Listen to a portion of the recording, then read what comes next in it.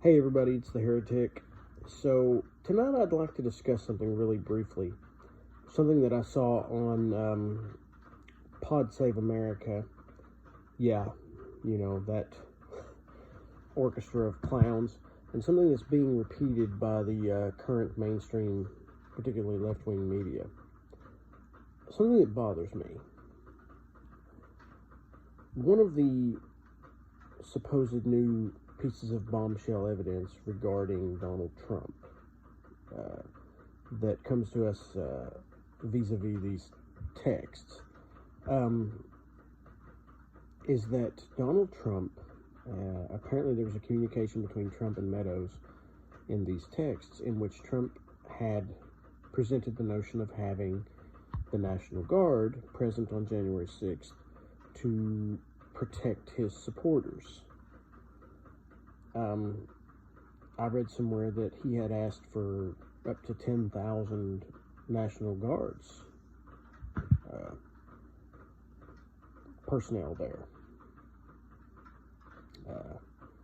And that his request for that number was dismissed as hyperbole or something. I don't know. Anyway, but bottom line, there is evidence that he had requested the presence of the National Guard.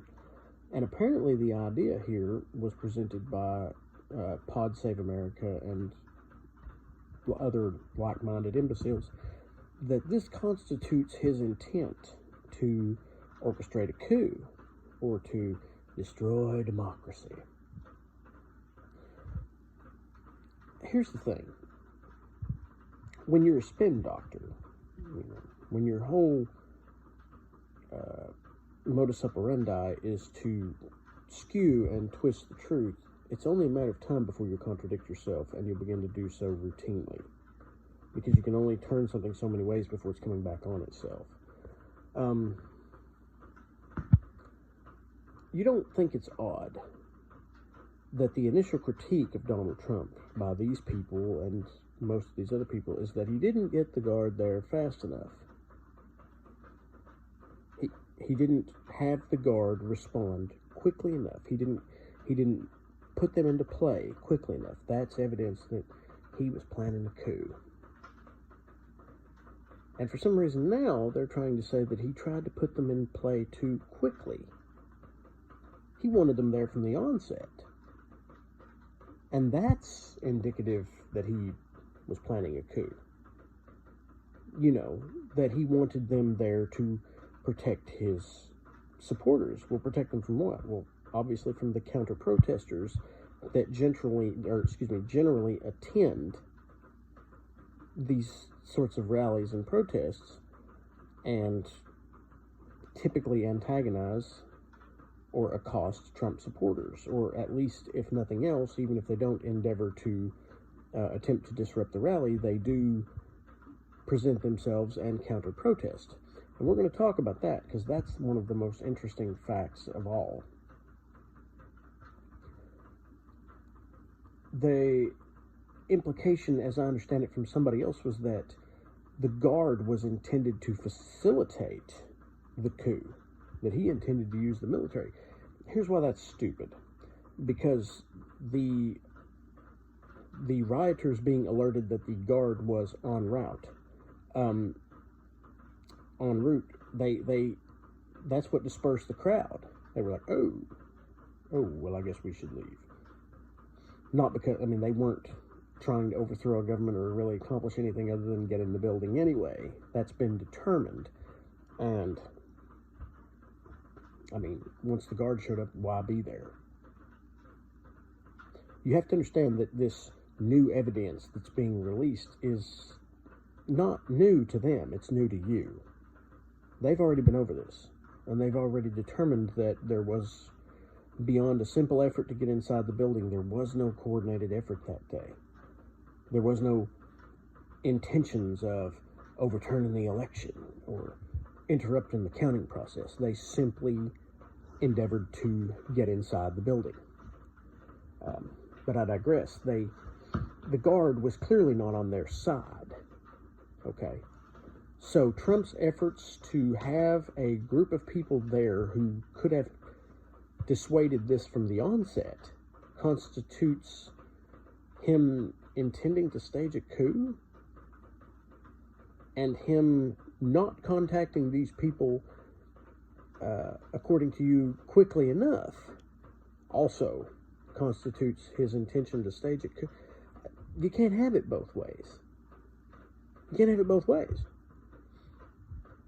You're saying, well, he should have brought them in there faster, and that he didn't. Well, he wanted them there from the onset. He wanted them there from the beginning of the protest.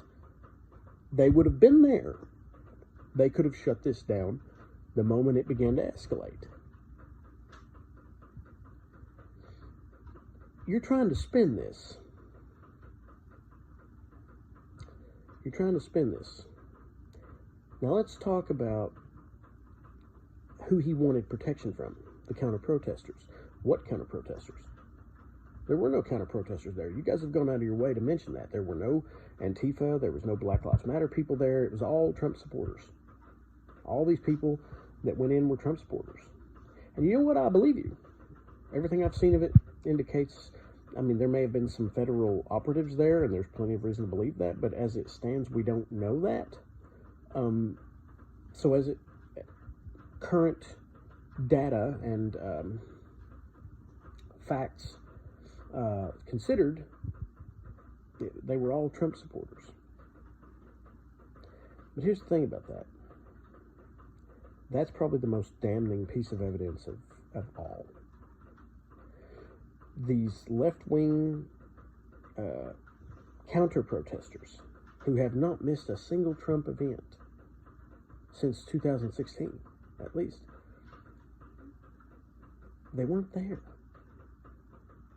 You know, Antifa, these groups of people that, according to you, operate in multiple independent cells that don't coordinate with each other, they all decided to stay away that day? Huh. No Black Lives Matter, no nothing, as I understand it. Now, maybe I'm mistaken. Maybe there were counter-protesters there, and I'm not aware of it. But as I understand it, there weren't any there at all. You know that scene in the movie where the militaries come in, the zombie movie or the virus outbreak movie, where the militaries come in and they're attempting to maintain civil order and all that other stuff, and then all of a sudden the people start looking out the windows and the military's pulling out. The situation's gotten worse and the military's pulling out. And we all know what it means. It means the military has become aware of something. The nuke is inbound, or something bad is about to happen.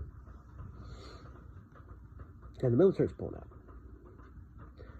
Guys, it's kind of the same with these counter-protesters that are usually there, but suddenly they weren't. They weren't. Why? How odd that these people who have been there for every single tiny little protest suddenly weren't there for the big one. You know.